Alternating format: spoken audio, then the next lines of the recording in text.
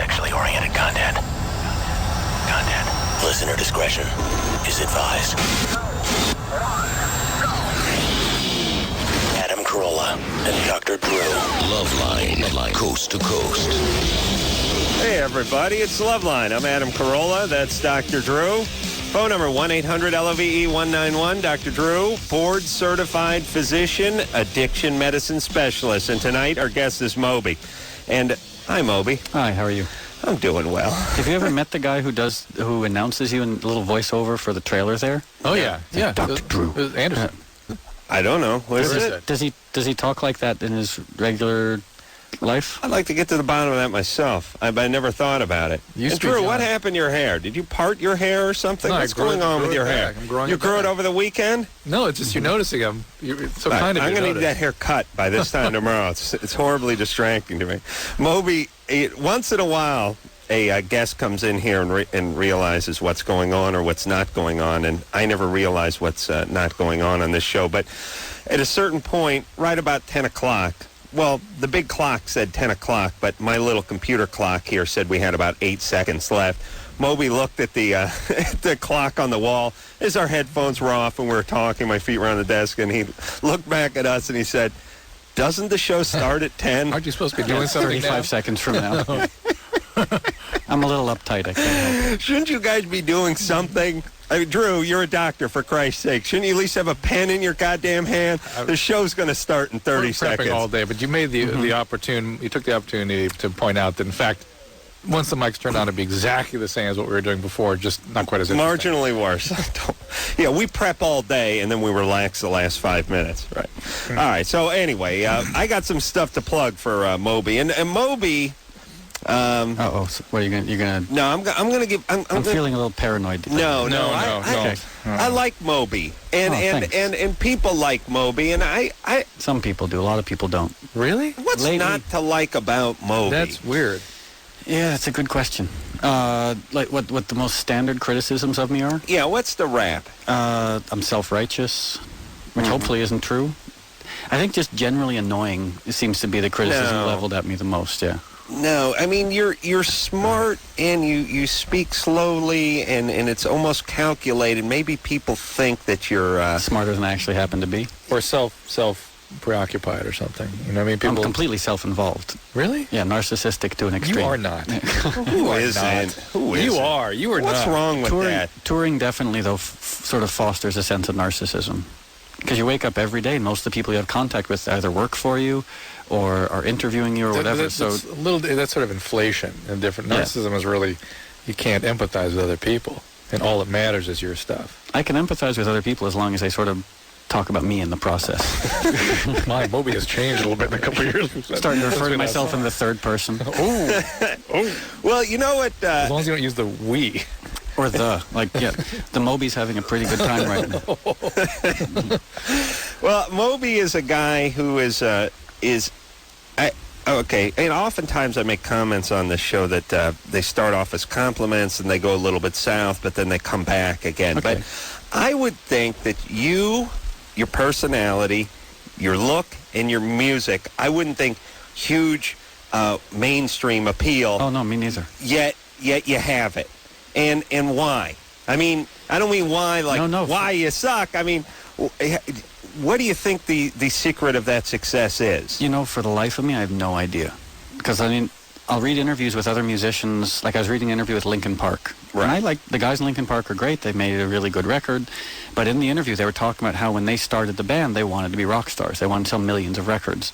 And I never had any aspirations like that. Like, my thought was, like, I'll make music, and if I'm lucky, I'll get signed to some, like, small fly-by-night record company that'll sell 10 records and go back to being, like, the fry chef at Burger King. So maybe it's the fact that you're sort of not central casting rock star, and that you actually didn't want to be here is what forced you here, in a certain cosmic way.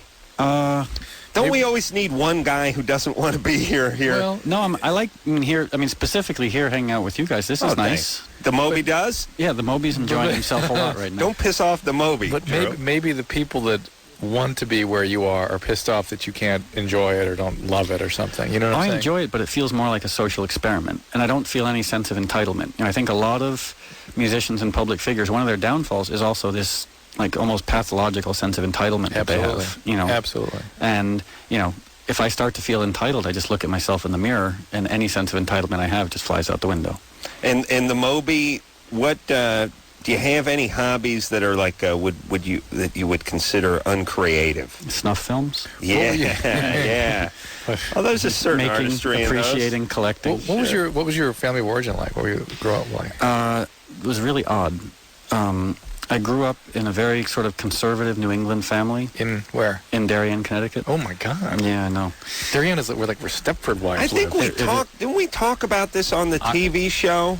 I don't. Possibly. Well. All right, but keep That going. was like 6 years ago. Drew was really, he used to get pretty coked up because the camera freaked him out. I mean, it's cool. It was medical grade stuff. I was freebasing before I came here tonight, so. But I do, this is starting to sound familiar, so keep All right, going. Darien. Well, okay, I grew up in a very, very wealthy conservative town, Darien, Connecticut, but my mother and I were really poor. So my whole life, my mother was a hippie as well. She was painted and played piano in a rock band and smoked a lot of pot.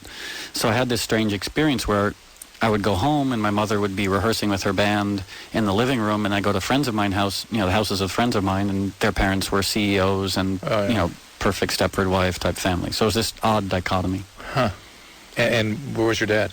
Oh, he died when I was 2. Of what? I drove into a wall.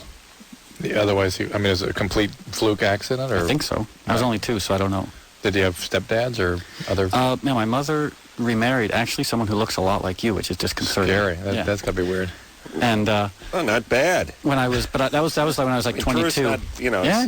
not much in the brains department, but he's good looking. But no, she remarried when I was 22, so I had already left the house. And but they're not male figures through your life or anything.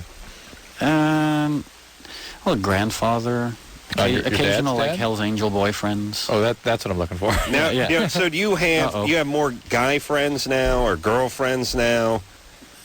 Equal. I think I tend to have more female friends than male friends.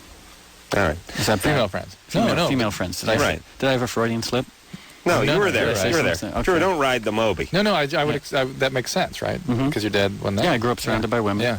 All right, let's take some phone calls, and the Moby will join I in. think We this can one- continue this is one psychoanalysis later. This is one about people's feelings about Moby. You want to take that one? Sure. Oh, no. I Anton? dread this. The Moby. I beg your pardon. Anton, Yeah, what's up? you're 15. What's up? Hey, Adam, Drew, Moby, what's up? Hi, how are Hey. you?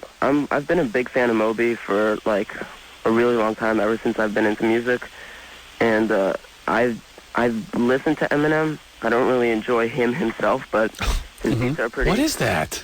Oh, What do you wait, mean? no, I did not Yeah, have Moby now. I see. Yeah. Okay. Go ahead. Yeah. Yeah, and his beats are cool, but I don't like him. And I was wondering how Moby felt about his new song, which this is Moby and techno, which Moby doesn't really do anymore. But To be honest with you, more than anything else, I think it's kind of funny. And the video where he dresses up like me, I mean, I'm certainly not offended. I'm still, I'm offended by some of his lyrics, especially the sort of misogynistic and homophobic lyrics, but I'm not offended by the fact that he disses me. I think the video's funny. I actually think Eminem's really talented. yeah, I take exception to the fact that his lyrics are so virulently misogynistic and homophobic. But I don't really have a problem with him. I think he's talented and interesting. And as I said, I'm certainly not offended by the fact that he disses me. All right, Anton. okay, thank you. Thanks. Good times there, buddy. All right, let's talk to Jeff. Jeff, Yeah, 21. Wait a minute. How old are you, Moby? Because I know Eminem calls Moby old. Yeah, I'm 19. Because I got the feeling maybe younger than both of us, which means we sure have to that. kill ourselves. I'm sure 36. Oh, Yeah. So, 38. Drew's 100 and what? Timeless. Jeff? Yes. Before we get to Jeff, can I? Sure. One time I was on your show, and we got had a conversation with this guy that was so disturbing. I still remember it. We were talking to a man who had a goiter or some sort of growth in his testicles, Oh, yeah. Yeah. and we were talking That's to a him. routine call on the show. And the conversation was going along very smoothly, and at one point you asked him, well, how large is the growth in his testicles? And he said it was like larger than a softball. Oh, yeah, an orange or something. Still, I have this visual image in my head. Oh, yeah. Yeah. Yeah, I go to bed every night with that and many other visual images Okay, sorry, from I this didn't show. mean to interrupt, Jeff. I just... Softball's not so bad unless it's rock hard. Yeah. Because the softball can be. So I dry. shouldn't be worrying too much. Softball's not bad unless you have some lesbian trying to hit it with a aluminum bat. In which case, and that weird visor they wear because... I know a lot of government-like politicians who pay good money to get hit in the testicles by lesbians with aluminum bats. Very nice. Moby, are you as disturbed as I am by women's softball with the refusal to wear baseball caps and they wear those funky visors? I haven't seen it. This is the first I've heard about it. It bothers me. Don't watch ESPN3 at like 4 in the morning. You will go out of your mind. Mark? Well, we didn't do Jeff yet. All right, hold on. Jeff? Yeah. You're 21? Yes, I am. What's up? I have had sex, or the last time I had sex was like a year ago, and I just don't feel like doing anything anymore. I don't even masturbate that much anymore. Are you on medication? No. Are you depressed? No medication. Yeah, I guess a bit. Are you doing drugs or alcohol? Alcohol, mostly. How much? I try to drink every day. Sometimes. No, I want to make sure you keep up your goals. Yeah. Of course. One time he had the flu and he couldn't drink that day, but he doubled down the next day. How much you drink in the average day? I don't know, maybe a bit more than 40 ounces.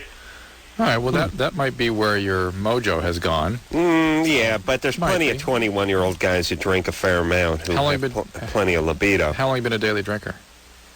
Probably for about half a year. How much do you weigh? Probably 150. All right. Can I ask a question? What you said the last time you had sex was a year ago? Yeah. Was it a pleasant experience or a traumatic experience? No traumatization. Well, are you drunk now? No. Why not? What about your pledge to drink at least 42 ounces a day? That probably doesn't make him drunk anymore. He's probably tolerant to it. Well, are you saying you've been drinking but you're not drunk? Yeah, I drank today, but I'm not really feeling it. All right. See? Well, look, you're depressed. And when you're depressed, everything sucks. Well, you're depressed. And what a lot of people don't understand is that alcohol is a poison to human tissue, and it actually is very effective at dissolving the nerve tissue down in the sacral area, in the pelvis, that controls sexual but function. not for 21-year-old guys. But you can cause it. Yeah, that's where all that organs function. That's where all the neurologic input is, and that can cause some dysfunction. May not be permanent yet, but you put 5 years, 10 years of daily use under your belt, and you can get permanent. Yeah, dysfunction. but he's got 6 months of drinking 3 beers under his belt. But it's enough to affect him. But be that as it may, you should have a thorough medical evaluation beyond that, because prolactin secreting tumors and thyroid conditions and other problems can also cause this. But look, Jeff, you have a job that sucks, right? Oh yeah. And everything sucks, right? Pretty much. Yeah, you're 21. You're not going to college. You didn't get grades in high school. You screwed around the whole time. Now you're paying the fiddler. Now you're just drinking. You have no motivation. You have no muse. You got to find something that turns you on. And don't tell me it's wrestling. You got to find something you want to do. What do you want to do in life? I want to draw comic books. Okay. Besides wrestling and drawing okay, do you draw every day? Nah. Why not? Too lazy for that. All right, but where do you work? I work at a comic book / baseball card shop in the mall. Ooh, that's interesting. Yeah. But, I mean, maybe as a way for you to find your way into that passion, Yeah, but it's like saying the guy who works at the Mobil station is going to make his way into the oil business. No, it's different. Because he's selling cigarettes behind a lucite, glass thing. Come on, Drew. No, How it's dare different you? because there's no Don't passion listen. involved with that. This Listen. is something he's passionate about. Jeff. He's in the business now. You start illustrating every day if that's what you're interested in, and start looking into getting educated about it and all that, all right? That's good advice. All right. Get your depression treated, too. That's the other thing. Yeah. He's depressed. I remember being, I don't know, Moby, did you go to college? I dropped out, yeah. The Moby went to college and the Moby dropped out of college? That's correct. But at 21, were you doing anything? 21, I was living at home, working in a record, actually a lot similar to what Jeff was doing. Working in a record store, but my sex drive was fine. That's what seems a little strange he basically said he hadn't masturbated in a year. He just said he hadn't had sex here and he had recently stopped masturbating. But that's why I think a medical evaluation would be appropriate. I mean, you can have medical causes of decreased libido. Yeah, you stop beating off at 21. That's a little problem. You got to get airlifted. What I would have this happen to my son, I'd have him put into a iron lung. Then I'd have the iron lung stuffed inside a CAT scanner. That'd have the whole thing airlifted into the Mayo Clinic. That's what I would do. If he stops beating off for more than 12 hours? say 18 hours. 18 hours. 18 hours. 18 hours. 18 hours. How about a day? Because you've got to factor in sleeping. I know. A day seems reasonable, but your window really shrinks at that point. Now you've got a very finite amount of time to get him It always into the Mayo Clinic. It makes me uncomfortable if I'm doing like a sort of like sex talk show and someone uses the word shrinks. I'll try not to do that. All right, let's take one more call and then hear a Moby song. You want to hear Moby's song? This is a very interesting call. This is a guy that called while you were away, not recently. And I was up in Northern California. What do you mean not recently? It was some months ago. 6 months ago? Yeah, When you were in Bermuda, and Bahamas. Probably one of these man show things. It's going to break into a Beach Boy song. But no, But listen, I was in Northern California until an hour ago. I mean, I just landed a few minutes ago. You did? I was up at Half Moon Bay, and this guy came up to me in a restaurant, and he was a very interesting call from some months ago about. Listen to what you may. Okay. Let me tell you what the call is, and then you'll just. He was having his penis tested with the vinegar, the acetic acid, the way we did with you For warts. For warts, exactly. We had actually done it with Adam on the air, live on the air. the Moby has been tested for warts. And he has been evidently, and the Carolla was tested too, and he used a stunt penis, and he, didn't work. Passed. You didn't use your own penis? It couldn't have been his own penis. This one was too pristine. No laser scars? No, nothing. And this guy went to the doctor to be tested, and they used the wrong concentration of the wrong liquid and poured acid on his penis. They burned the thing badly. Really? And you saw this guy... And this guy came up to me in a restaurant yesterday and was ecstatic to talk more, give us some follow-up. About his burnt penis. About his burnt penis. Fantastic. So now he's... On the phone. the air. Do you want to take a Moby song and then get back to him after the break? My interest is piqued. Yeah, Okay, all right. yeah. Even the Moby himself wants to take the call. Mark? This is Mark. Yes, you're 30, Yes. and your penis was burned by acid. Yes. So what are the ramifications of that? Is it like permanent scarring or... It's going on 2 years, and just blotchy discoloration, and But is it scar? I mean, after 2 years, after being burned with acid, it should be healed and maybe some scarification, but it should be fine, pretty much, right? Am I mistaken? it all turned black and then peeled after about a month. And like I said, it's with friction, it inflames. It's like the opening of the urethra melted inside out. Ooh, bad times. Drew, did this guy sound like the Silence of the Lambs killer in real life, too? No, he seemed Buffalo Bob? Just his radio Buffalo voice? Bill? Yeah. No, he's It fine. puts the lotion on its Real skin life? and puts the lotion in the basket. I think he's just a little freaked out talking about it. All right. Mark? Yes. So, now, the doctor who did this to you, first off, what happened with the acid? As soon as it was poured on, I turned white, ghost white, and started shrinking up. And what was the mix-up with the acid? I believe it was the acid that's used to treat warts, not vinegar to check for warts. Bad times. So the malpractice suit. You're set for the rest of your life, right? No, unfortunately, I'm not. And It would seem to me that if a doctor pours acid on your penis and blackens it and ruins your penis for the rest of your life, that you would then sue them for millions and millions of dollars. It's flagrant malpractice, isn't it? There's a cap on malpractice. A cap on malpractice? See, that's what you get voting for George Bush. and so what did you get some money? It's still pending. How much are you looking to get? $250,000. All right. Well, that buys a lot of vitamin E. I mean, so now you're putting what? Is there a daily ritual that you do with your penis? I just spend most of my time naked because clothes hurt now. But let me ask you a question. Yes. Just in general, if someone came up to you on the street and pulled down your pants and poured acid on your penis, you would sue them for everything they were worth. So why should there be a malpractice cap? Why should he only get $250,000? You wouldn't sue them. You'd put them in jail for a criminal act. But you could also sue them, Well, it depends. If, like, Oprah Winfrey did it, you'd have a nice settlement, a nice payday. But if a homeless drifter did it, you might not get anything out of them. But let's say there's so many different ways to go with the call. Let's stay focused. Because this happened to a friend of mine. I'm just trying to envision it was Oprah. if Oprah This guy's set for life. If Oprah came to me and poured acid on my penis, It'd be the best day of your goddamn life. Actually, I should stop because I'm getting a little turned on thinking about Oprah and penises. Wait, But so Mark, did you get strung out on pain medicine or something too in the course of all this? Could you repeat that? You got involved with pain medication in the course of all this?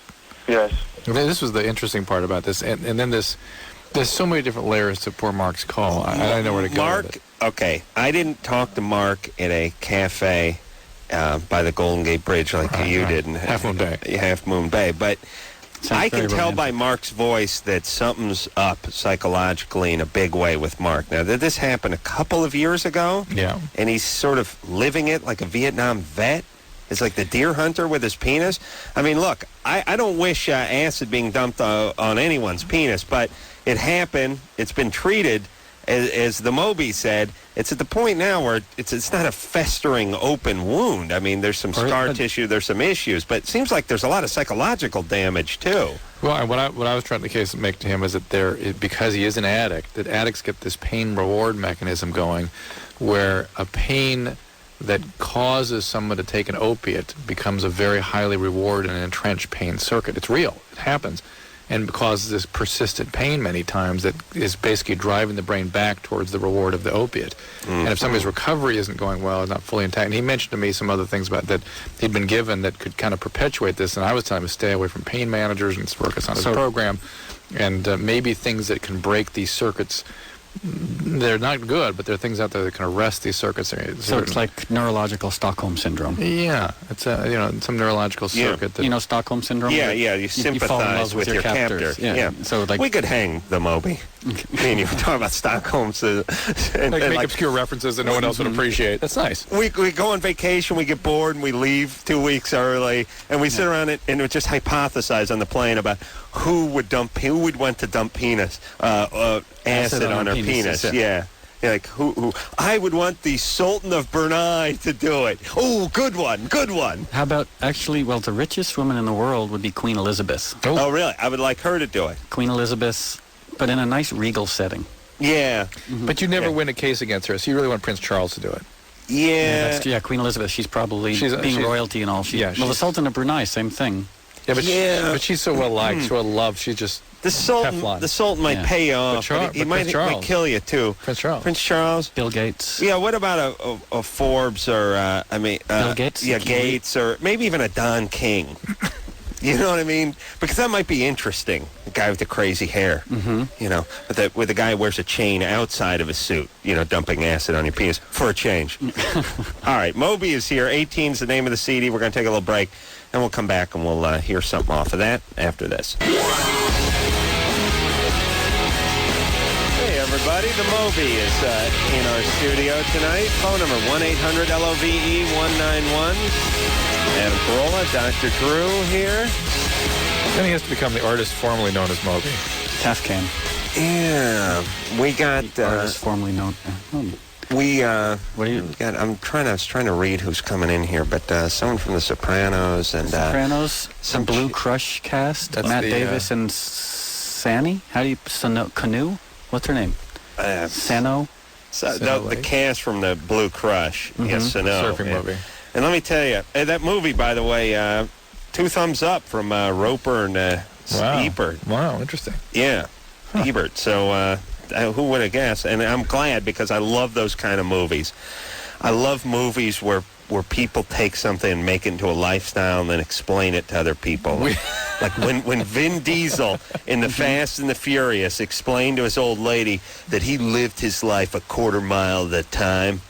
I about wet myself. Like Chariots of Fire. Yeah, but no. And I was trying to get a little highbrow. Sorry. Yeah, no.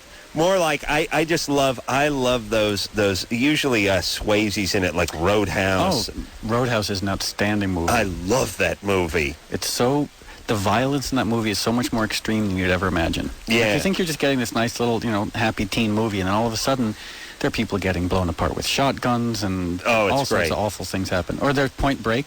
Oh, I'm so glad you brought that up, the Moby, because that was going to be it. That was Keanu Reeves squaring off with Patrick Swayze in like a cool-off. And it was great. And, Patrick Swayze would, look at Keanu Reeves and talk about 100% pure adrenaline. That kind of, like this kind of conversation I don't believe ever goes on anywhere. Right. But Only in the movies. nerdy guys who write believe that cool guys have these conversations somewhere, so that's how they decide cool guys must speak. But the cool guys don't really say cool things. They act cool. And they do cool, but they never say stuff like, I live my life a quarter mile at a time. But Point Break also has this weird, like, anti-alternative energy ethos, because doesn't Patrick Swayze get dismembered by flying through a wind farm? No, At the end of it, doesn't someone get chopped up by a turbine? That's like maximum velocity or terminal velocity. Or something. That's like Charlie Sheen and Natasha Kinski or something. No, he's a surfer and he's robbing banks. Oh, it's kind of based on this guy who was up north, robbing banks in Seattle, this Robin Hood guy. Who's, a lot of beachfront banks. All right, well, yeah, you drive through in a boat. It's great. All right, let's... you make your deposit in sand dollars, Drew. Outstanding. I'll tell you, that's a good one. I just made that up. I just made it up. I had no idea the conversation was going on. All right. The Moby's our guest. We should hear something off of 18, which is his latest CD. And this one's called... We can if you want to. Oh, yeah, let's do it. Let's do it. It's called Extreme Waves. Yeah. The Moby, everybody. With 400 people in the studio here applauding. Yeah. They're eerily silent when I tell my jokes, Drew. But when the band gets done playing, after they play the CD, they erupt into applause. Do you want to tell another joke? Is the audience ready to applaud? Yeah. Tell another joke. Tell the sand dollar joke again. Okay, I'll try. So just do a good radio joke. Good. I don't know any good radio jokes, but I can repeat the sand dollar joke. Okay. I would imagine if there was banks down by the beach that as currency, they would use sand dollars. He crapped in the bed. Oh, no, I guess you pushed the wrong button. You can't push the wrong button. All right, that's all right. That's good. That's what I normally get. All right, let's take another call and speak to Andrew, who's 16. Andrew? Hey. Hey. Hi, Andrew. Hi. First of all, I want to say it's an honor talking to both of you. Great. Yeah, I've listened to your show for like 2 years now. Oh, you're talking about me and Drew? Yeah. Well, what about the Moby? Moby show. Yeah. Oh, Moby does have a show. I have a TV show. That's right. Senor Moby's House of Music. In fact, I think it's airing tonight from New Zealand. From New Zealand? Yeah. But you're not there. I'm not there right now. Andrew? Yeah. You got a question? Yeah. About 6 months ago, well, first of all, I'd smoked pot for a while, like maybe a year before. Mm-hmm. And about 6 months ago, I smoked like a lot of pot one night. Like half of a quarter just by myself, like in like 30 minutes. Uh-huh. And I started freaking out. Like my heart was like beating like really fast, you know? Mm-hmm. And ever since then, I've been having like these panic attacks every once in a while. Mm-hmm. Mm-hmm. Are they frequent, or are they really every few weeks? Like whenever I like get nervous or worried or something. Because I've suffered from panic attacks since I was 19. Yeah. What are the symptoms of your panic attack? Like my chest is like it's like flowing with stuff, and like my heart's beating like super fast. Mm-hmm. And what are when you're having the panic attack? What are you? Do you have any specific fears about the panic attack? Yeah, just like it's gonna like hurt me or something. Yeah. Well, the first thing I have to say, because I've been having panic attacks for about 17 years, so and I'm sort of a dilettante expert on it, is that panic attacks have never hurt anyone physically. Like no one's heart has ever stopped. No one's ever, physically been hurt by a panic attack.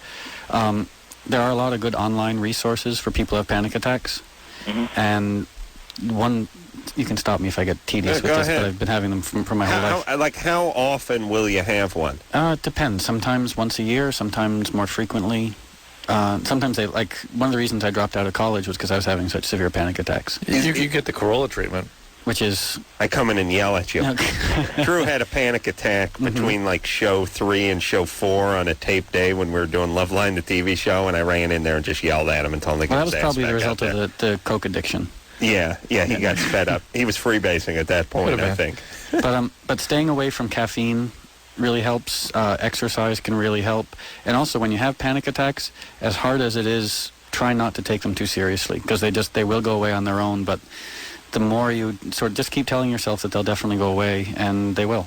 what I try to do is just I run around a lot and stay active like for a long That's time. what Moby said. Yeah. But there's one thing there are three things I would say, Andrew. One thing you need to do is make sure that these are not primary cardiac arrhythmias that's causing your body to respond with outflows of adrenaline that can make you feel like a panic attack. Well, now you're going to give him a panic attack. I understand, but if indeed he has a heart rate of over 150 that's spontaneously generated, that's a rhythm disturbance, and that's something that can be dangerous. If he gets panicky and then his heart rate goes up to 130, 140, that's a different thing than his heart speeding up suddenly and then the panic following. So he needs to make sure that it isn't something physiologic. He needs to make sure he doesn't have a thyroid condition, this kind of thing. It doesn't sound like he's been evaluated. He needs a formal diagnosis of panic attack. Secondly, I have a number of patients that have had panic attacks induced by pot. It's a rare thing, and I've seen it after only relatively small levels of pot exposure. It's almost as though people who are prone to panic attack can have that circuitry sort of opened up Yeah, it happened and to me. established after marijuana. Well, I had like 4 years without panic attacks, and then I got stoned and instantly had a panic attack. Yeah, it's something about people that are prone that biology really gets opened up by marijuana. I mean, think about it, so that mellows you out, but for some people, no. I've never had that problem with PCP. I can smoke as much Same PCP here. as I want, no panic attacks. People can lift a Volkswagen too right Yeah, afterwards. But and the other thing is exactly what Moby is saying, which is learn to master these things. If you have some degree of mastery over these attacks when they occur, the panic will be very quick to resolve. All right, let's take ourselves a break. When we come back, we'll speak to Angela. She's 21, goes for married men, dated two guys 40 plus, and both of them her boss. We'll try to settle that with Moby after this.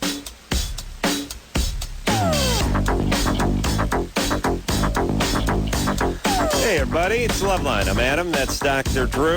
The Moby is our guest tonight, and 18's the name of his CD.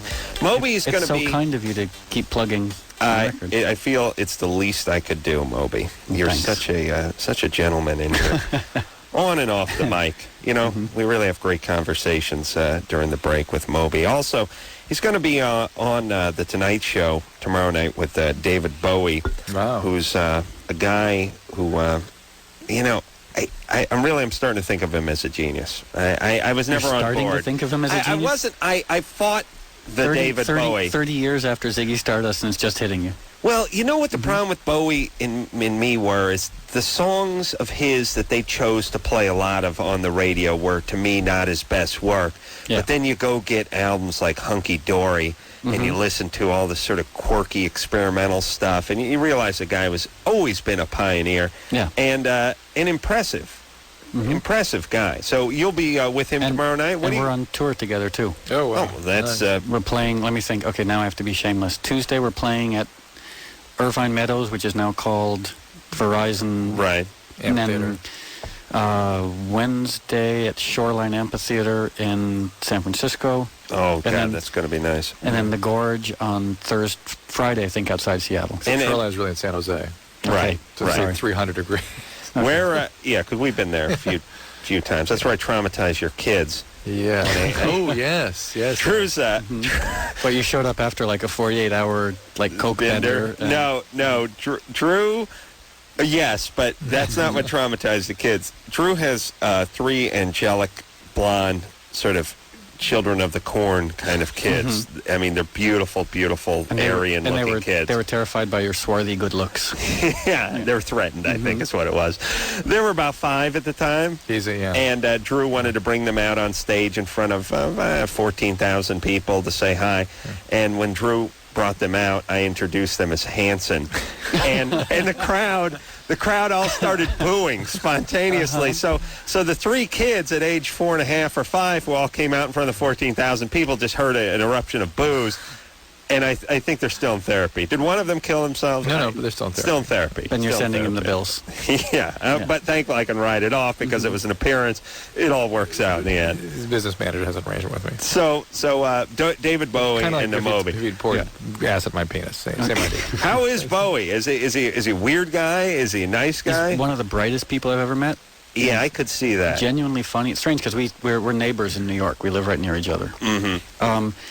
Every single time I've been with him, we've made music together, done whatever, I've always been so intimidated and still continue to be so. So tomorrow we're doing the Tonight Show together. We've been on tour together. I should be relaxed. I'm a nervous wreck. Yeah, he seems like one of these guys who's sort of ultra-high intelligence and can direct that any direction he wants. If he wants to be funny, he can be funny.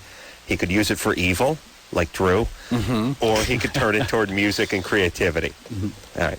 And when you say make music with David Bowie, you mean make love?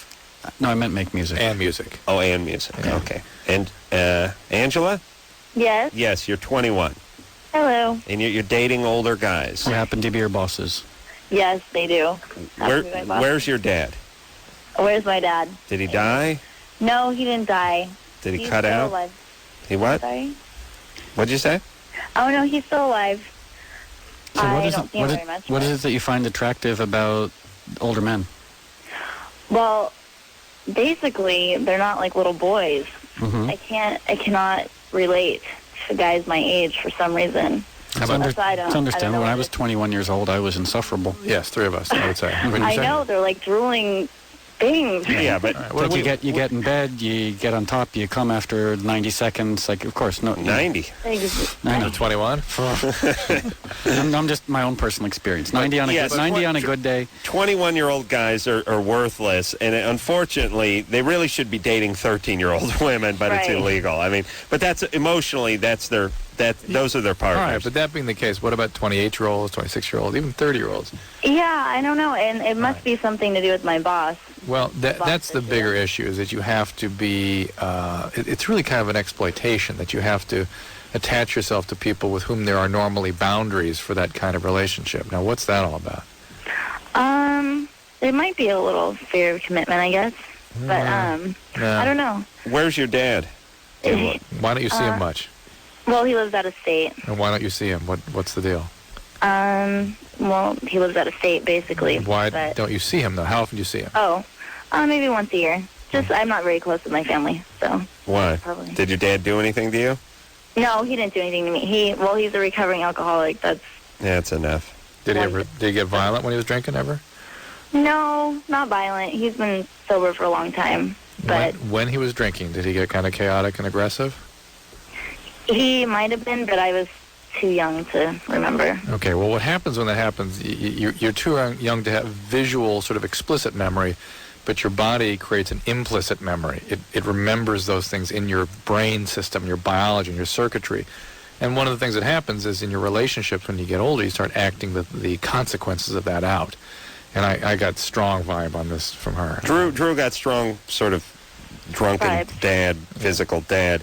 But also, it's just an intimacy thing. Your dad got, drunk, and he's not in your life, and you're not close with him. So you're scared to have a relationship with anybody that you could actually have a relationship with.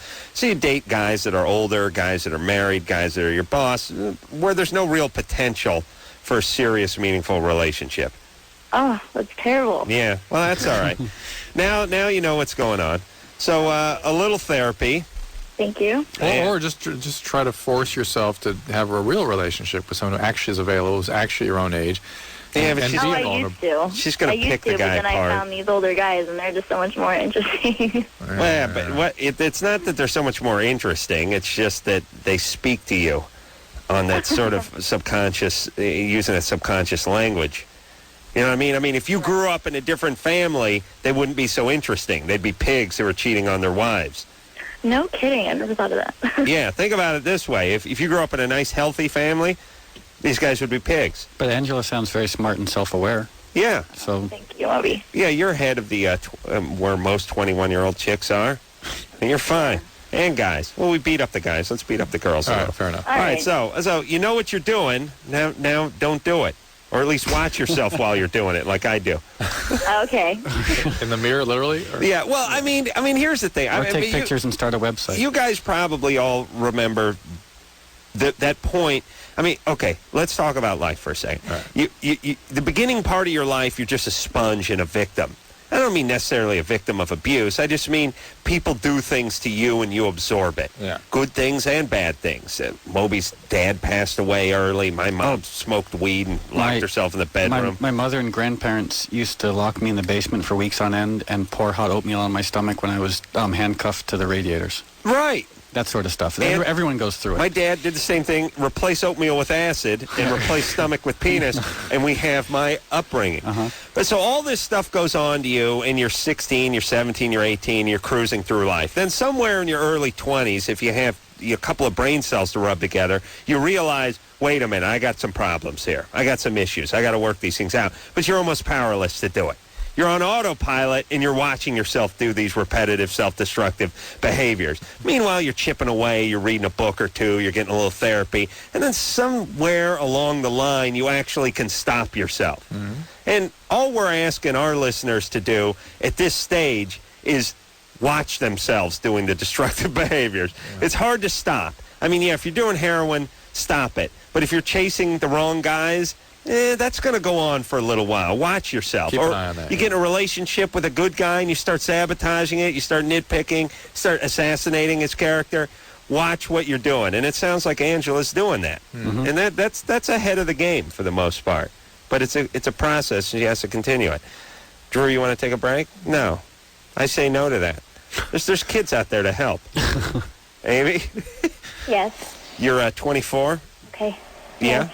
Yeah. What's up? I was raped about a little over a year ago, and since like the past 2 weeks, I've had these really weird sexual fantasies of not necessarily me, but maybe somebody else,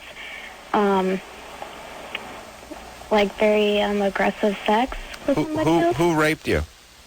It was some guys. More than one guy. I don't know. You don't know. Were you intoxicated? No, I was drugged. What were you drugged with? They did a rape kit on me, and all my results came back negative. The only thing I came up positive was marijuana, and I never smoked marijuana before in my whole life. Well, what's in the rape kit? I'm imagining like a flare and a compass. Like a machete would be good. Jumper cables. Let's get back to the rape kit after the break. How about that? All right, Drew, you know what's in a rape kit? Because I think I got one in my car. Do you? Let's open it up. All right, we'll find out what that is. I think I got when I signed up for AAA. I think they sent me a rape kit. So, Amy. Yes. Yeah, we're not going to make fun of you anymore. We're going to talk about this. All right. Okay. But you got to hang tight. We'll take a quick break and we'll get back and we'll get into this. All right. Okay. Moby's our guest tonight. We'll get back with Amy and the drugging and the raping and other hilarious tales after this.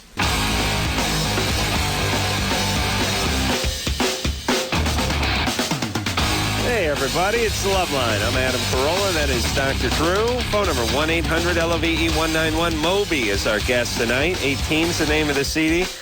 And you know what this show is like, Drew? I realize there's more talking going on in the studio during the commercial than during the shows. I want to bring a camera in here and just do the Loveline break show.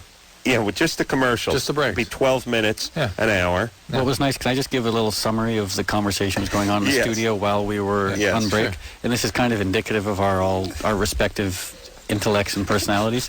Drew was having a conversation about glucose testing for diabetes. Yes. And we were talking about how Terminator 2 was such an underrated movie. Yeah, that's right. I think how Starship Troopers should have won Best Picture of the Year. I'll tell you the truth. In the background, I was hearing this animated conversation. There's a lot of vehement opinions being. I thought, what the hell's going on behind me? I got to find out what they were talking about. I have two thoughts. One is if we were prize fighters during the 1 minute break when the bell rang, we would be running in place and punching. Shadow boxing, because it's basically we should be resting our brains and mouths. We should be resting, but yet we talk more. Yeah. We shoot our wad during the break. Indeed, and then the second thought is, I don't know how Moby feels about this, or the Moby feels about this, and the Moby should think about this a little bit. But I don't have any what I would call artsy, interesting sort of New York friends, and I need to hitch my wagon to Moby's team. That's what I'm saying. New York. I got some artsy New York friends. Oh, I'm talking about you. I'm talking about I need to hang out a little bit, or at least announce to people that I'm hanging with Moby. T2 and Starship Troopers. Do you like cars? You know, I don't even have a driver's license. Oh, Adam.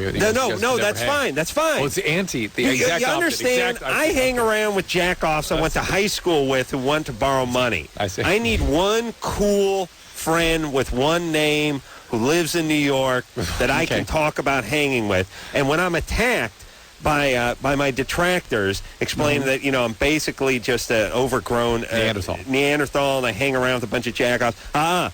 No, I hang with Moby. Yeah. So, I don't know what your schedule's like. I'll give you some New York art cred. You might be a little disappointed because I'm not the brightest guy in the world. I don't need you to impress me. I need to tell people to impress them. Okay. So we don't even actually need to hang out. You don't because we should be seen. We should be seen. Okay. You should dump some acid on my penis in like an art gallery. Okay. In Soho. I feel bad because we have a woman waiting. Oh yeah. Oh, she was raped. That's right. All right. Amy? Yeah.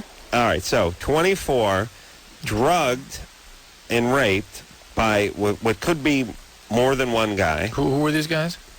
Just acquaintances. Didn't really know them. Be a little clearer with us. Didn't really know them that well. Were they punished for this? Not yet. I have an investigator working on the case. They're still trying to track down the guys. Amy, so we can understand who they were. Who were these guys? I understand they weren't people you knew well. Now, who were they? They were, my cousin and I had gone to a club and gone dancing, and we usually went every weekend, and we had met them there, so it's not like we had hung out with them a lot before. Okay, and they drugged you at the club? I don't know. And you were unconscious for a period of time? Well, when I left the club, I remember leaving, but everything I had blackouts, so the things that I remember are things that I don't want. Were you drinking? I had maybe 2 drinks. Okay, and what do you remember? I remember after the drink, because one of the guys had asked me if I wanted to have a drink, and I said yes. And after I had that drink is when I had my first blackout. And where was your cousin? She was dancing. And when you left, where was she? She was still at the club. I had said that I was leaving. I didn't want to be here anymore. And one of the guys, I was leaving with her. Okay, he took you out. So can I interrupt for just a second? Sure.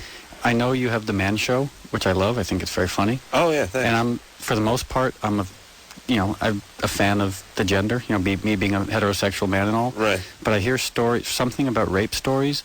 Honestly, and I'm a pacifist. I'm a Christian. I believe in dealing with people on a pacifistic level. When I hear rape stories, it makes me want to find these guys and castrate them with a rusty machete. Yeah. I can't deal with. I agree. Yeah, especially the I don't know why, but the drug and rape thing is actually adds a 0 to what's already a 10. But now, what is it you remember? What happened? I remember leaving with him, and when I had left to go and tell my cousin was my first blackout. Okay. And listen, Amy, but what do you remember that happened? Just in a sentence. I remember part of the drive to where we were going, and then I blacked out. I remember walking in, and then I blacked out. And I remember sitting on a bed talking to the guy that I left with and another guy. I remember them smoking something, not knowing exactly what it was. And then after that, I blacked out. And then I remember... How do you know you were raped? Because after they were smoking something, the next time I woke up, he was on top of me, forcing his way... Right. Things, and I woke up because I remember it was such excruciating pain that I was just like, what the hell are you doing? Have you ever been victimized before in your life? No. Never? Nothing? Never been physically abused? Nope. So then you went to the police or the hospital. They did the rape kit. That evening?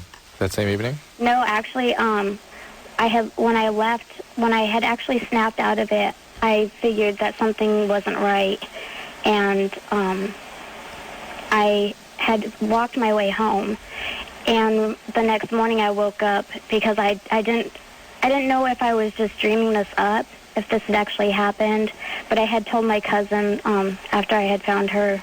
So now you just to fast forward a little bit, you have a private investigator working on finding these guys? He works with the police department. He was assigned to my case. Oh, he's an investigator. Yeah. And then for clarity, you went to the ER that very morning? Yes, the next morning. All right. But it actually had taken a while before they even took me to the emergency room because they wanted a police report before. Okay, got it. Okay, got it. So they're looking for this guy or these guys. Right. All right. And how long's it been? It's been a little over a year. And Wow, a year ago. My God. And now, only recently you've started having these bizarre fantasies? Right. Well, I can just tell you that people conceptualize that kind of... Don't feel bad or ashamed of those fantasies. And it's interesting that when people have awful traumas happen to them, they often become sexual fantasies or become what are sometimes called mastery fantasies attached to them. And people feel this tremendous shame and grief and all kinds of unpleasant reactions to it. Like, oh, it was such a horrible thing. What's the matter with me that I'm having these sexual urges around this? But that is the way our central nervous system is constructed. Now, usually it's when you're younger that you have these things happen to you, then they become sort of sexually driven fantasies later, like you're physically abused. Yeah, but we've heard this one. And it does also happen after rape that women suddenly feel aroused by the experience of some sort of forceful sexual encounter. And again, I almost prefer not to interpret it psychologically and just think it as a biological entrainment that happens, and it's normal. It's not a good thing, and it may be something you may want to work on. It suggests that there is some sort of psychological stuff locked in there that maybe would need to be undone with maybe post-traumatic stress kinds of treatment or psychotherapy. Let me say this too. We were talking this part of the brain fascinates me. We were talking earlier about panic attacks, and people have a sort of psychological Tourette's, I believe, which is when you start feeling a panic attack come on, you make it worse. Mm-hmm. And when you start getting nervous and you start feeling a little sweat on your forehead, you sweat more. Mm-hmm. And when you stammer more. And there's a part of your mind that likes to turn on itself and pile on, accelerate. Yeah. And it's weird, but it's sort of like beating yourself up. Like you got raped. Now you're having sex and you're thinking about the rape. It's almost like a tooth that you can't stop playing with that hurts, but you can't leave it alone. Maybe. And it feels to me like that same component of acceleration and sort of turning. I don't know what it is. I don't know what it is about the human condition that makes you turn on yourself that way. What's in it for you? Maybe it's some fight or flight thing from million years ago. I mean, not to get too analytical, but on sort of like evolutionary psychological terms. You know, I mean, we're designed to be extremely quick-thinking, analytical creatures. You know, and so that same instinct, if you were being chased by a lion, that would save you. Right. You know, that same thing of like evaluating the situation, figuring out the worst case scenario, and figuring out 100 different ways to get out of it. You know, and sort of almost like picking the scab incessantly. It's a great survival mechanism if you're getting chased by lions on the Serengeti. Right. It doesn't work too well if you're having panic attacks in a dorm room. Right. You're sitting in a TGI Fridays trying to enjoy like a wine cooler, and you start going nuts. There's nothing like a wine cooler at TGI Fridays. Yeah. I don't know why you got to get that flight thing mechanism going, but this sounds and feels to me almost like that same component that makes me turn on myself when I'm feeling nervous or feeling whatever. Something to that. And I don't know what that is. Amy, I'm sorry for what you went through, and you probably should get some counseling, but don't think of yourself as a freak because of those thoughts. It's a common thing. Yeah. Hear it all the time on this show. Robert? Hello. You're 15? Yep. Your parents are Christian? And they think I worship Satan, apparently. And this is I have a cutting problem. This is sort of what we were cutting problem. This is sort of what we were talking about earlier. Right. My parents... Cuttings from newspapers? My parents cutting thought yourself? Yeah. Do you, so are you Wiccan, or what are you? I'm trying to decide whether I'm Wiccan or pagan. Are your parents ultra super Christian? No, but they don't quite understand. Pagan worse than Wiccan. And Wiccan's really fat chicks that recycle. I think it stands for that. I'm trying to figure out, is it women in recycling? It's usually white, isn't it? Yeah, white chicks who recycle, white fat chicks who recycle is basically what Wiccan. That's as much as I can tell from the religion, because every time I talk to a Wiccan, it's about the earth, it's about giving back to the earth. It's never about spells or anything good. Drew, work out the an acronym for Wiccan. Yeah, it's got to have recycling. Or something about landfills and fat chicks in there. That's all. Hey, Robert. Yeah. All right. So your parents screwed you over, and now it's payback time, right? I suppose. Yeah. All right. Well, at least you know what you're doing. Did you ever? Okay, here's a strange question. Did you ever cut yourself when you were young? Oh, me? No, Drew. Adam? Sorry. No, There was a visual thing going. Yeah, when you're visual on the radio, it doesn't quite work. Yeah, when you point, Drew does a lot of that. Drew does a lot of this one too. I don't know. Because when I was a 15-year-old kid, I played in a hardcore punk band. And what I discovered, because one of my heroes was this guy, Darby Crash. Do you remember Darby Crash? And he used to always be cut up. And so one day, some friends and I got razor blades, and we cut ourselves. Not that we were nihilistic, not that we were Wiccans, pagans, Satan worshippers, whatever, but because Darby Crash had done it. And the thing that surprised us the most is it didn't hurt. Right. And so more than anything else, it was a way to like freak out your friends. It didn't last very long, a couple of weeks of freaking out your friends. But if I had been my parents at the time, I would have been horrified to think, oh, they're cutting yourself with razor blades. And the truth is, you find something that doesn't really hurt and can freak out your friends, so... Yeah. Well, a lot of these kids get sort of a rush from it. They feel kind of high from it. And so it's another way of sort of releasing aggression and managing unpleasant affect states. But when their brain has everything else at their disposal. I guess one question would be, how bad, when you're cutting yourself, how badly are you cutting yourself? I mean, like severing limbs? Just my wrists and... Oh, that's nice. In the interest of, like, just doing something dramatic and a little bit bloody, or actually trying to hurt yourself? It just... I don't know how to exactly explain it. It just seems to help. Well, and one of the reasons Drew is being quiet is because he's still trying to work out the acronym for Wiccan. He's got something here. So meanwhile, I'm inflicting this like grave psychological damage while we're trying to figure out an acronym for Wiccan. White, isolated, chubby chicks.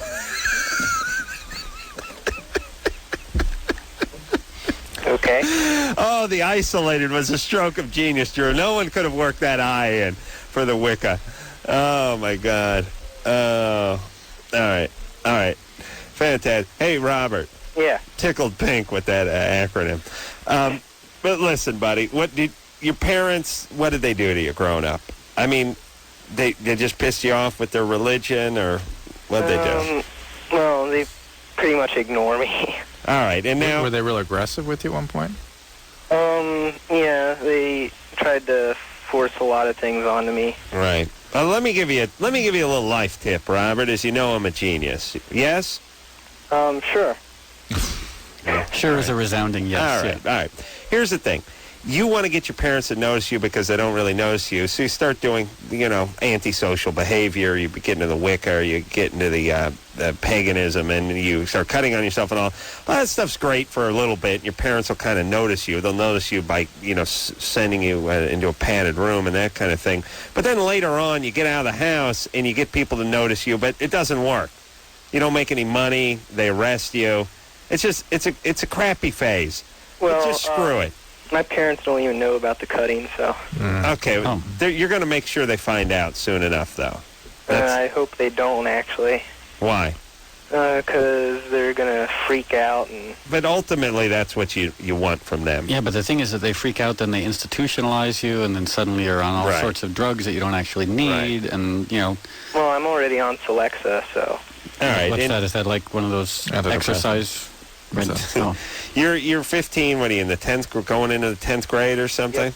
Yep. Okay. Can you dress normally, make some friends, do well, and go far away to some college one day? Dress normally. Yeah, I just mean don't wear all black eyeshadow and all that crap. Get beat up by jocks. I don't do the makeup thing. Okay. And what do you wear? Mostly darker clothing. Right. Mm-hmm. And do you ride a broom? You wear a pointed hat? I was a disturbed... Actually, I ride a vacuum cleaner. Yeah.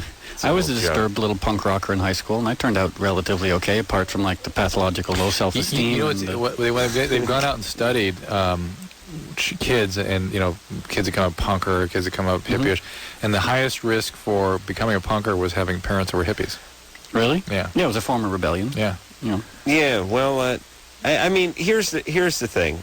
I guess what it is these guys have tough lives already, and through their dress, their appearance, and their actions, they actually invite more trouble for themselves. But they're also, then there becomes this sort of like sense of like defiance, and like it's one thing to be victimized for things you can't control, but it's kind of empowering to be victimized for things that you've actually, like situations you've engendered. That's a very good point. That's a very good point. That's what kids do. When I was 15 years old, I was such an utter loser. I mean, so I started, piercing my ears and dyeing my hair. And Well, how suddenly, did you wear your hair? I would love to see some pictures of you. But he just explained something to us. We've been trying to figure out, excuse me, Mo, for a long time. Is that I know. They want to evoke that as a way of maintaining control over the victimization. Yeah. And the negativity. I gave him credit. Yeah, yeah. I thought it was profound. And also, suddenly you get attention where there was no attention before. Yeah. But and you're in control. And you cause it. It's sort of attention on your own terms, and no one can figure it out because it's negative attention, but yet it's attention that you control. Yeah. And that is interesting. And there is something really empowering in being able to push people's buttons so easily. Especially with something as arbitrary, like when I was 15, 16. Yeah, suddenly I came to school with bleached spike hair with little leopard spots in it. It looked awful. Right. But so suddenly people are, yelling at me, and I'm getting all these hostile reactions. And I even got some positive reactions for something as arbitrary as hair.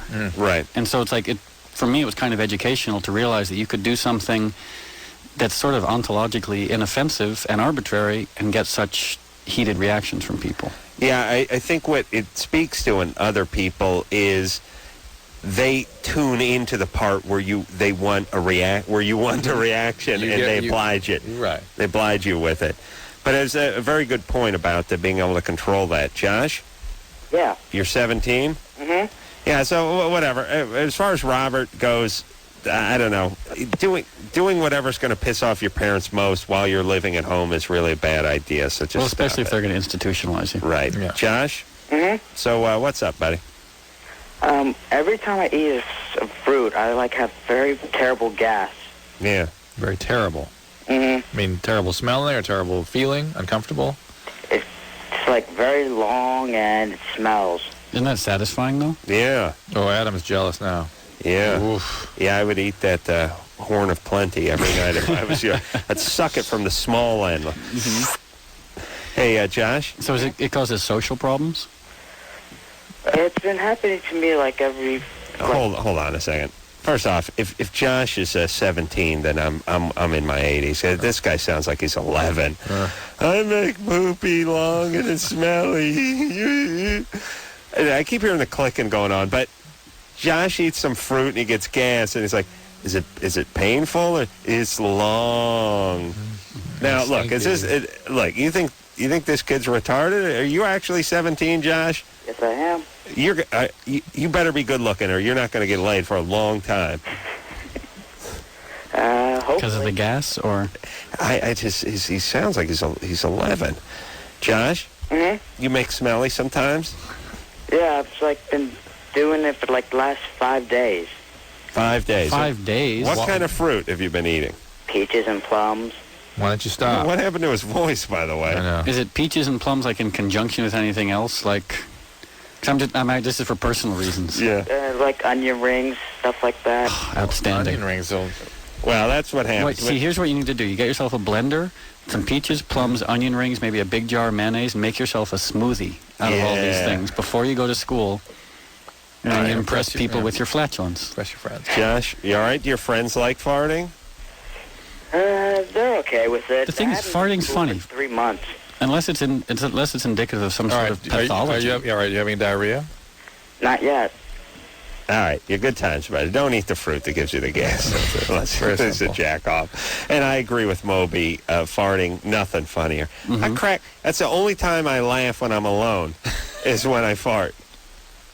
I will actually audibly laugh at breaking a good. Do you give it that? Yeah, I do. And I oftentimes look around hoping that there's somebody I can share this with. Yeah, nothing better. You ought to. I don't know, Moby, you ever sample any farts? Usually I can't really plan them. I know, but as far as farting in my studio with a microphone ready and the sampler ready to record. You spend a fair amount of time in there. Seems like if you could get one of Bowie's biscuits and sample. Maybe I wonder if if you'd have to eating pay peaches him. And plums. Yeah. All right, let's take ourselves a little break. The Moby is our guest tonight. We have a question for him. We also have something else to hear from his 18 CD, and we'll be right back after this. Hey, everybody, it's the Loveline. Yeah, we're back on the air. That was quick. Yeah. Time flies when you're going number 2. Hey, it's the Loveline, yeah. Dr. Drew Moby is here tonight, and 18's the name of the CD. He's got a in-store coming up. Going to be on the Tonight Show tomorrow night with It's a busy David couple Bowie. of days. Yeah, no kidding. So we're doing the Tonight Show tomorrow, David Bowie and myself. And we've got this in-store, which is, I think it's like myself and the Blue Man Group and Ash and a bunch of DJs. Really? Where? It's the warehouse, The warehouse. on La Cienega and Beverly, by the Beverly Connection, or in the Beverly Connection. Beverly Center? Across the street from the Beverly Center, Oh, if you're got it. out Right, here in right. Los Angeles. Yeah, I guess the Beverly Connection is Across the street. across the street. So that's, again, that's, well, when is that? That's Tomorrow. the 12th. That's tomorrow, right. And No, I think the 11th. Wait, what? well, it says August 12th here. Just Today's the 11th. ignore me. Yeah. All right, and the signing starts at 6:30. So, again, tomorrow, 6:30 p.m.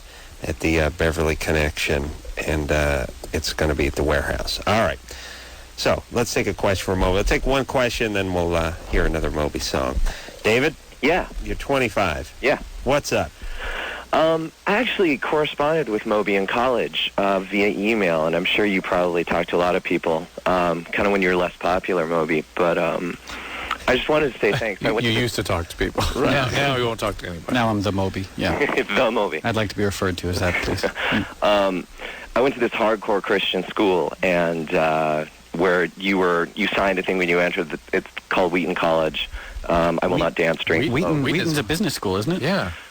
Wheaton in Illinois. Oh, different Wheaton. I was going Okay. to say, wow, Wheaton. Whoa. Christian business school is kind of an oxymoron. This, by the way, I don't want to digress too much, but Drew, I've harped on you many times that we need to have one name, such as Yes. it Minnesota was like Duluth or where no, not Duluth. There's one in New York. There's one in Minnesota. Rochester. Yes, there's a lot of confusion in this country. A lot Springfield. Springfield, that's, yes. Way too many Springfields, Rochesters, colleges that share the same name. Come on, we're creative. We're creative, Braid. Let's just do the one, because it's always confusing. You name the one, everyone pictures something else. Drew and I almost got in a fist fight on the plane over Rochester. I was like, are you high? It's in New York. He's like, it's in Minnesota. And we're both right. But really, remember that, Drew? So you went to Wheaton. Yeah. You went to Wheaton Crazy Christian College. Yeah, and, one of the rules is you can't be gay, and you were actually probably the first person I came out to and could verbalize it to, and you really laid back and chill about it, and you kind of had a whole interesting non-dogmatic vibe with Christianity, and I'm not really on the Christianity tip these days, but you made a lot of sense to me. You kind of helped keep me from jumping out a window. Oh, jeez. Well, it does seem, I mean, one thing that's cool, and I appreciated that, and thanks.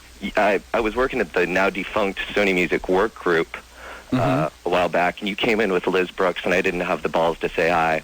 Oh, you should have. Yeah, I remember we almost signed with the work group. Yeah. And this was, what, 5 years ago when you were corresponding? 4 or 5 years ago. Yeah. Yeah, something like that. And anyway, you were just super cool, and, your intelligence and your music and all that have inspired me. I'm a musician, too. And so, anyway, it's very cool. I'm now getting my music in some movies and TV shows. And, wow. Nice. Anyway, so thank you. Well, thanks. I'd love to send you some music if that's not Yeah, too we'll send it brazen. to, there's an address on every CD, 333 West 52nd, apartment 1003. That's I've my seen home. that Come dumpster. hangover. It's just a dumpster. It's on the corner. Yeah, I'm sure that'll go in a stack, but that's cool. Well, no. Will you? If music is sent to you, you may have somebody listen to it. It might take a while, but I try to listen to everything. Well, here's the point. It couldn't be worse than not sending it, could it? Yeah. Oh, it could, because what if you're bringing the CD to the post office and you get hit by a bus? That's right. Don't Then you do should- it. So maybe Hire a Mexican day laborer to yeah, run but it down then to what the if post the office. Mexican day labor ends up being a serial killer? Pulls a shiv on you? Yeah. Matt Moby's always looking on the bright side. That's very interesting. It's true. You should really refrain from all movement and just stay in your put a diaper on and sit on your sofa like I do and wait to die. All right, let's hear something from That would make such a nice T-shirt. just put a diaper on and sit around and wait to die. It's a new song. Let's hear something from the Moby off of the 18 album. It's called In This World. Moby, everybody. Another. It's interesting, Moby's music, because it's part musicianship and it's part like archaeologist and it's part thievery and it's part sort of an assembly. it's kind of you wear different hats. Mm-hmm. It's kind of impressive. It's nice. It makes it almost more artistic, an endeavor. Oh, this is pursuant to your desire to have like an artsy New York friend. Yeah. Uh-huh. Yeah, That's he's the got kind to of thing I make would you say. more artsy. That was good. I'll come over and kiss your ass like twice a year. Yeah, we Maybe we'll just go over to Bowie's place. have a little cappuccino. I'll We bring. could go to some installation art openings. What's that? Yeah. What is that? But I can Like see myself- installation art, like stuff you can't buy. So Oh, like you just walk like into happenings. you walk in like a big gallery and there's like some broken light bulbs Yeah, on yeah. the floor and like a side of beef hanging on the wall and Yeah. like someone pissing on a Charlie Brown comic. You know, that would be me, by the way. I hate that Lucy. No, there's a place in New York that I went to that, the place that has the soil up on the second floor, and The Dia Center. they just on grow Worcester like Street. grass. Something that would not fly in any other part of the country. I think it's called dirt. Yeah, you walk up a steep flight of stairs, and you get to the second floor, and you look at sod. I can't believe that you actually went there. I No one goes there. It's a loft. It's like a 2,000 square foot loft filled with like 3 feet of dirt, just covering the ground. And it's been there for, I don't know, 30 years. If you were to sell this loft, it's I don't know, $2.5 million loft. It just sits there with dirt in it as a permanent installation. Do they grow stuff in it? Yeah. I really? Yeah, well, mainly I just saw dirt. cat's crap in it. It's a huge litter box. Okay. Yeah. No, they have dirt. Yeah, they have dirt. I think sometimes they grow a little, I don't know, dandelion or something. It's really weird. It's you're in New York when one of your friends says, "You got to see this." And it's I know, like, what a is loft it? It's full like, of dirt. I'm going to walk up 80 stairs. Hey, it's dirt. It's like, hey, I got that in North Hollywood. Come on. The only thing I can say for it, we're talking about it. That's the point, yeah. And in one day, I know because of my building background, that whole floor is going to collapse and crush an entire artisan family that is living on the first floor. All right, let's talk to Kelly. But I come out to New York, me, you, and Bowie go to the dirt farm. Okay, we'll go look at the dirt. And then have a cappuccino and a real interesting conversation about why I think you guys are great artists. And we can talk about my left foot in the piano. Yeah. Kelly? Yes, I'm here. You're 23. What's up? Yeah. Last week, a young woman called in, and the way that she described her life kind of struck a chord with me. And you said that she probably had a fear of intimacy. So I looked in your book, and I looked online, but I haven't found too much information. And I was hoping you might recommend some resources to fix a problem like that. Check out a book called Dreams of Love and Fateful Encounters. A woman by the Dreams name of Love, and I'm sorry? And Fateful Encounters. A woman by the name of Ethel Person, Person. Gives a little primer on why people do the things they do in relationships. Her name is Ethel Person. Ethel Person. Interesting. What a tragic last name. Yeah. Good book, though. And there's lots Ethel's more. fairly tragic, too, is the first name. Where is your fear of intimacy from? Maybe we can direct you to some other stuff. I'm sorry? Where do you think this is from? For me? The fear of intimacy. Well, I never really thought about it much until about a year ago. I'm 23, and I haven't really had any kind of serious relationships in my life. I've gone on dates, but I never usually make it past date 2 or 3. Are you a virgin? No. Have you had sex with how many guys? Back in high school. High school. Just a while ago. Same here. It was the last time. And before I got on the radio. Then I've been a maniac. But it was a long, 15-year stretch there where it was pretty dry. Hey, Kelly, you sound young. Not in a bad way. It was sort of naive and starry-eyed for a 23-year-old girl. Actually, my friends, we were having a conversation recently, and we were talking about that, and they said that their first impression of me was sweet and innocent. Right. And that kind of bothered me because you're right. For 23, that's not something that you want to, that's not really a good first impression. No, sweet and innocent is wonderful as long as you don't let yourself get taken advantage of by people. Does that happen? No, I don't think so. All right. How are you physically?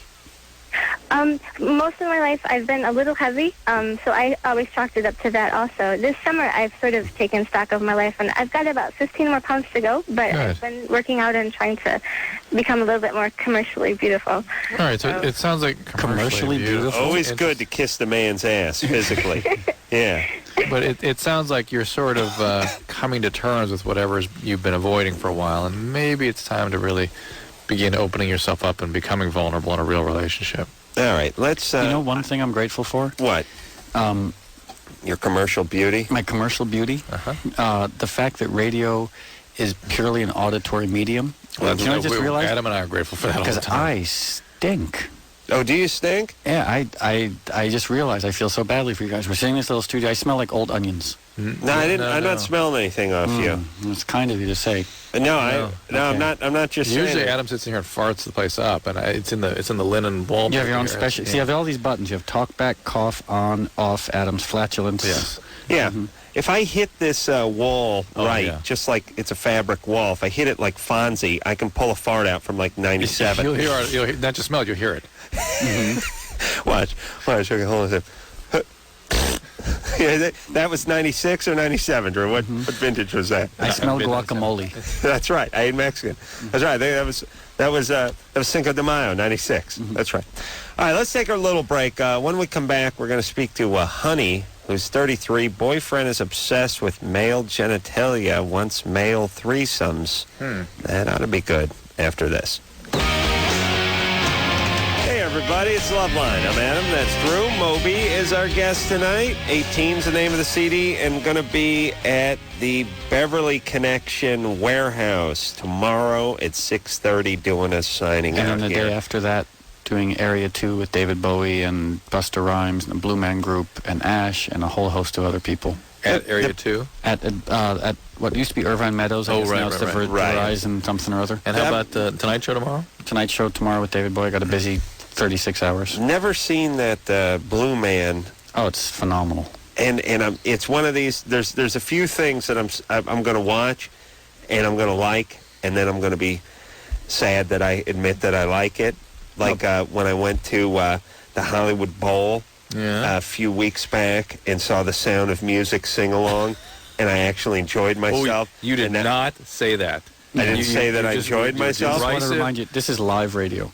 I know. Are we on the radio? It was an enjoyable evening. Oh, my God. It really was. And maybe anything at the Hollywood Bowl, if you're sitting in a box and drinking enough red wine, is enjoyable. But I enjoyed myself. And there's the Blue Man, I would rather... I look at Blue Man, Siegfried and Roy, and the Lord of the Dance. All things I can't see because I would probably enjoy them. Yeah, Blue and then Man have Group's a lot different. They're different. That's lot what. different. I have to admit that I like them. They're punk rockers from New York, and they started this thing. It's a lot different than Siegfried and Roy and Lord of the Dance. Okay, but... So next time you're in Las Vegas... Where I'm coming from? I understand. I would enjoy those things. You know. All right, here we go. But Blue Man, I could enjoy... You would enjoy Lord of the Dance, Michael Flatley? I think I might. I might. I hate Suddenly to give up your career in radio and TV and to join the troupe. Do choreography. I would just make headbands for him. Honey, 33. Ones. Honey. Yes. Hi, what's up? Well, I had called in. I'm calling from Denver. I'm working here, but I currently... I was just in Denver yesterday. Oh, yeah? Well, I currently reside, though, in Rancho Cucamonga. Okay. And I've been with my boyfriend for 10 years. We moved to... I was broken up with him. I moved to California with him 4 years ago. And while I was broken up with him, I was with a guy that was, well endowed, and I told him about it. And then he became obsessed with having threesomes with other guys. Is he interested... Now, is he interested in the other guys? Well, that's the thing, is that the first guy that we were with is now my best friend. And also, you guys have had threesomes with other guys. You've been doing this. Yeah, I had. Does your boyfriend have sex with the other men? Well, no, but the thing is that he's, obsessed about just talking about it. I'm here in Denver, and he's obsessed with me sleeping with my ex-boyfriend. So he likes seeing you with other guys. Yeah. That's his thing. Yeah, but he seems real fixated on the guys. The endowment part? Yeah, exactly. So he's interested in seeing you violated by guys with large penises. Exactly. But does he, when you have the threesomes, does he have any sexual contact with the men at all? It towels them off on occasion. He participates, but no direct. What's he doing? What do you mean by that? Well, I mean, we do, things like, DPs and DPs? things like that. Double penetration. Yeah. Oh, you do? Yeah. So are they both in the same orifice, or is... No. Is that possible? How dare you? I've seen it, yeah. Oh, yeah. Oh, my God, you've seen It's it. impossible. All right, well, listen, wait. So he's really interested in seeing you sort of in pain. Well, I don't know if it's really in pain, but maybe it's there's a certain level of disrespect to it. Degraded. Degradation. Violated. Yeah, exactly. Right. And I think that he likes. Did you say degraded? Yeah, what did I say? Are you making up words again? Oh, Degradation. Degraded? Degraded, yeah, I sorry. believe that he just wants to see Thanks for women as being whores because of the way that he was raised. And how was he raised? Well, he had a real alcoholic mother, and his sisters have never worked, and they live off of men. All right, so what's your question? All right. Well, I was wondering that, how can I tell whether I think that he may have some latent. All right, hold on a second now. I don't. Do you have any kids with this guy? No. Oh, thank God. Yeah, that's what I say too. All right, don't use protection, please. Yeah, I okay. definitely. Here's the thing. I don't think this guy. I don't think any of us think he's gay. No. But I think he's angry and he's somewhat abusive, and this is going to be a problem. Well, does he force you into these situations, or does he just sort of... Sometimes he does, yeah, because that's creepy. He's telling me that I don't have enough experience and things like that, and most of the time I go out with my friends or say even you my have enough experience, by the way. and make up stories, and they're not even real, and I email them back to him. All right, so listen, honey. So he's psychologically abusive. Honey, here's the real question, though. What are you doing with this guy? Why? Why him? Well, I'm just basically, I hate to say this, but he's basically my sugar daddy because he doesn't really have sex with me. I can have my cake and eat it too. And I'm going through school right now, and I work part-time, and so... Hold on. Since when is double penetration eating your cake? And not having sex with him. Well, that's the thing. That's the only times that we ever really have sexual contact. Oh, man. I'll tell you that. How old is this guy? He's 78. my age. He's 33. All right, so it's not a relationship. You're sort of quasi-prostituting yourself to this guy. Yes, please. So try to salvage a little bit of dignity and get out of this relationship. But it is what it is. It's an objectified... she's being objectified. She's accepting being objectified. He's objectifying her. Right. All right. Not a good thing for anybody. Well, they've got this sort of... moderately benign give and take. They're getting they're both getting something out of this. There's no doubt about it. Right. They're both adults. It's working for them, and it's like mutual parasitism. But it's psychologically really a sad situation. Nobody's getting hurt except for the guy on the bottom who's getting the balls. I've often wondered about that. Yeah. It's bad times. Real quickly times. here. Avi? Yeah. You're 19? Yep. What's up? I know Moby indirectly. My mom babysat him. I just wanted to say You're hi. kidding. What was her name? Patricia. Patricia Patty. What? Patty. Osaurus.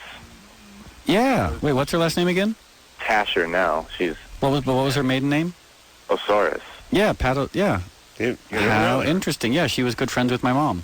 Yeah, and your aunt, too. How bizarre. And this was from Connecticut, right? Or from New York? Yeah. Connecticut. That's so bizarre. That's a name I haven't heard. Yeah, Patosaurus. I remember... Hippie? Was she a hippie? No. She wasn't? His mom was not a hippie? No. She must have been. Yeah. Was she in, like, sort of artsy New York intellectual who would hang out with Adam? Yeah. Yeah. Well, no. Go to the Dirt Museum with me. That's so interesting. That's a name I haven't heard. She wouldn't hang out with Adam, but Adam would want to hang out with her. So. Okay. Top my stock. All right, so, hey, Avi. Mm-hmm. Is that it? Also, I wanted to say hi to Drew because I saw him in Pittsburgh when I was in school there. And I didn't get to talk to him after he gave his speech with Jon Stewart. And, oh, yeah. That was a lot of fun. Yeah, that was fun. You were funny as hell, all of you guys. Oh, thanks. Hey, Avi. Yeah. How many Avis are there in Pittsburgh, by the way? Well, I just went to school there. I live in Baltimore now. Oh, okay. Yeah, there's lots of Avis. Avis. Baltimore's teeming with Avis. But say hi to your mom for me. That's really sweet. Thanks. Cool. Yeah. All right, we'll take a quick break. We'll be right back. That's it, everybody. I want to thank the Moby for coming in here tonight and tell you can see him tomorrow night on The Tonight Show, and then you got the... Area 2. Area 2. And an in-store tomorrow at the Beverly Center, or near the Beverly Center. That's right across the street at the Beverly Connection at 6:30. That's going to be huge. Always good to see you, Moby. Yeah, nice to see you guys too. Oh, thanks. Yeah, and come back. Any more radio jokes? It's been 3 years since we've seen him here. Can you believe that? Seems like June of '99. I think we Really? can all agree that we enjoy each other's company. Yes. Yeah, I agree. All right. We're all going to meet up in New York. With David Bowie and have cappuccinos and by the sod. We're going to the sod farm. Yeah. All right. So come back and see us soon. Always enjoy it. So until next time, this is Adam Carolla for Dr. Drew saying mahalo. This has been Loveline. The opinions expressed on this show are not necessarily those of the staff, management, sponsors, or this station. The producer for Loveline is Ann Wilkins Ingle. Loveline is a presentation of Westwood One Entertainment.